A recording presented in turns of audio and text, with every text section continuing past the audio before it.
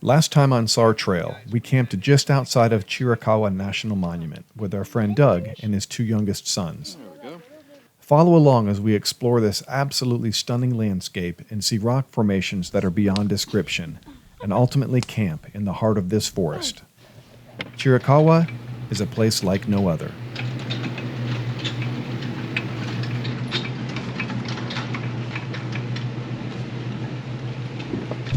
What an awesome campsite we were just at. Just an amazing time with our friends and fellow Turtleback trailer owners, which is really cool. We don't get that luxury very often. And you guys know most of our time we're camping out solo, so it's nice to be out with some friends. And to end up in a gorgeous spot, like down in the trees, away from all the wind, a little bit of rain, but that all went away, and just a super quiet night's sleep. And awesome breakfast, awesome dinner, and now we're off to check out some hiking trails to go on that are going to take us through some really unique things that I think there's only a few places in the world that you can see them. So we're looking forward to checking out some of these hoodoos. They're like rock formations called hoodoos, so you'll see them in just a minute.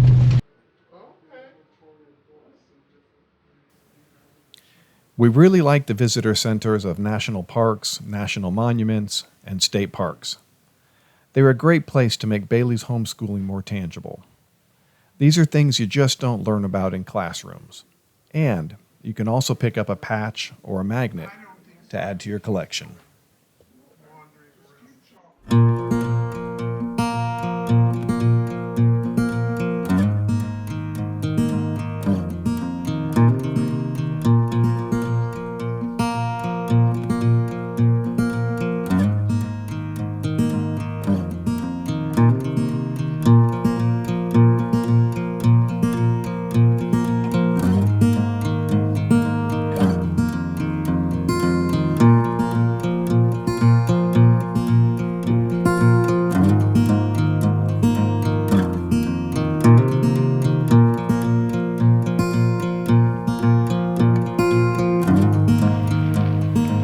As we drive through Chiricahua to the Echo Canyon Loop Trail, we were in awe of the mountains and the rock formations.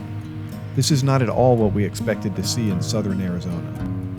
Doug made the recommendation that we come here, and we sure are glad that he did.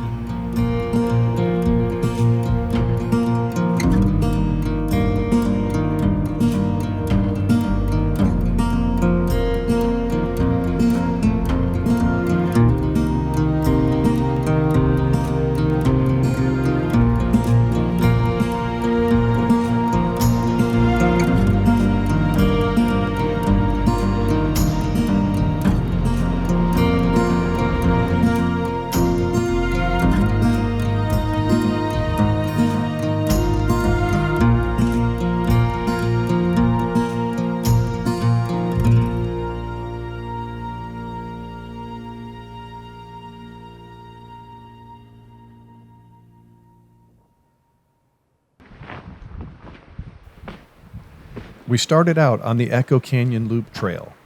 This trail gives you access to a few other trails in that same area of the park.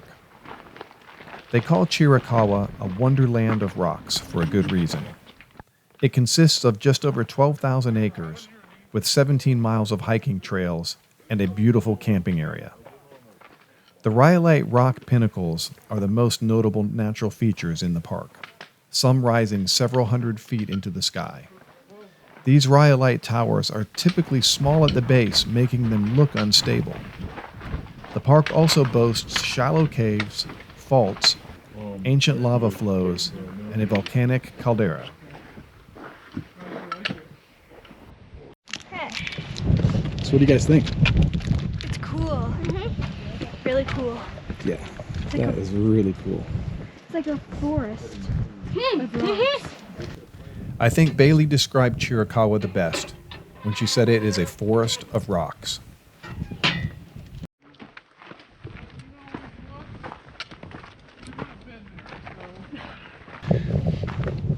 So we're going to do 3 trails that kind of all reach each other. So you don't have to drive, you just kind of transition from one trail to the next, kind of making a loop.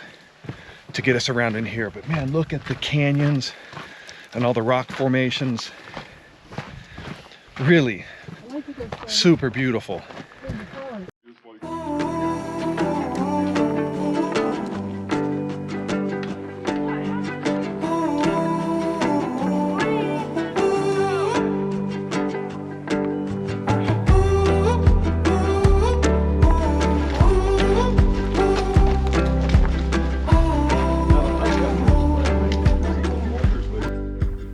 It's awesome to see Doug hiking. It wasn't that long ago that he suffered a very serious knee injury that put his ability to ever hike again in real jeopardy.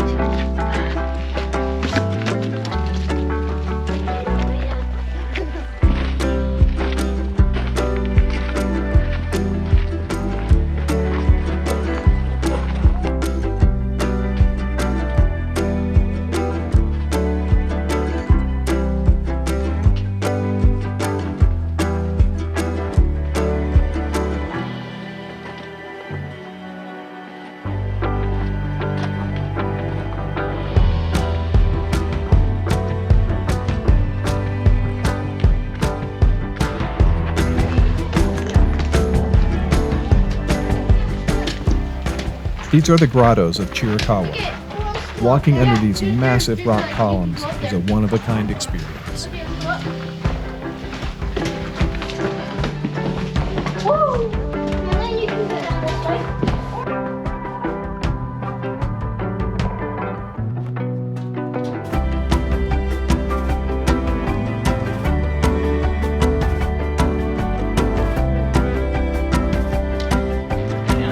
Hello down up there.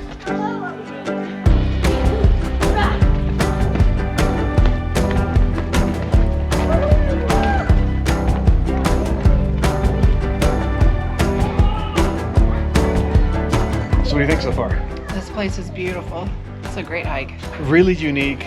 Like, we never even heard of this place, right? Yeah, these are just one of those things that the locals know, or if you dig really deep, this is a national monument, not a state park, so it's a little bit step up above, or I guess if there's a step up above, I don't know, but super cool and just really gorgeous, really unique.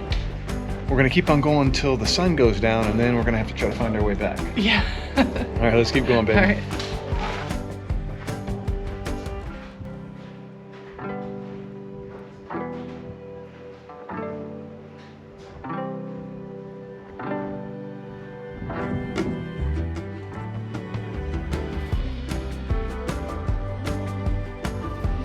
So it's a race now, us against daylight, and wind's picking up a little bit,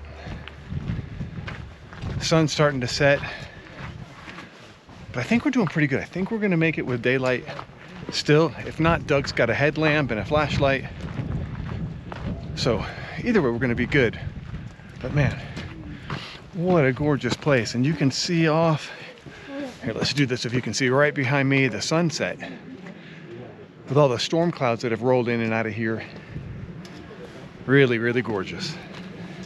This has been a really, really great day. We, yesterday camped outside of Chiricahua National Monument.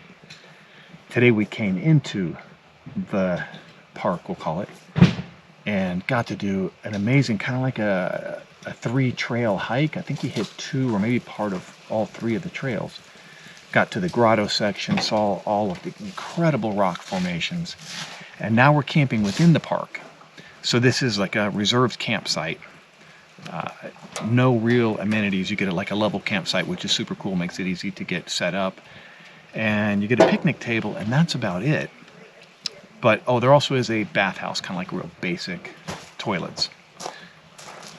But it's nice now. We're tucked here below the wind. We don't have to worry about any of the wind that was up in the higher mountains, up on the edges of the cliffs and everything.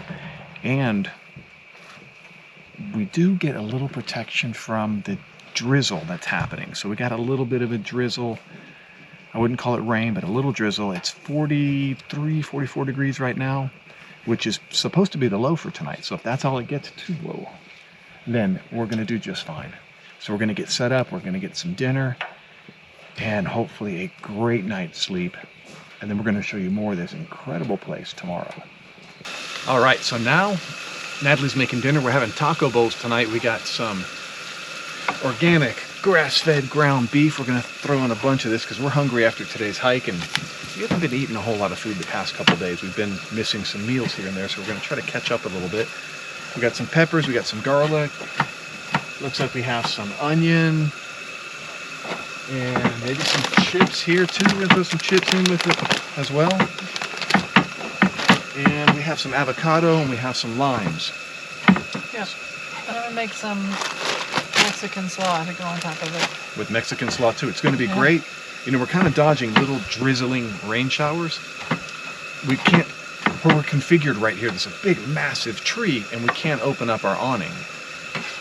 But thankfully the rain showers have been really minimal and we're able to still kind of just bear with it and function. But it's cool. This place is really, really pretty. And we'll show you more what this place looks like when the sun comes up.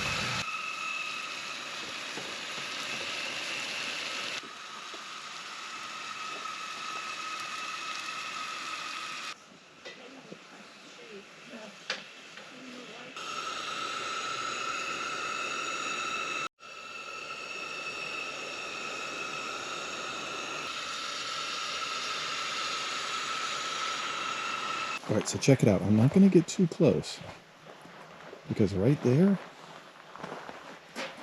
is a skunk.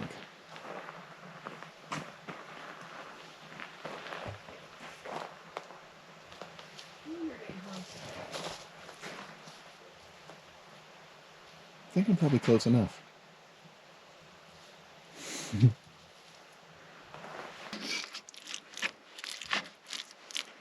Up next is Mexican slaw. It's going to be some lettuce,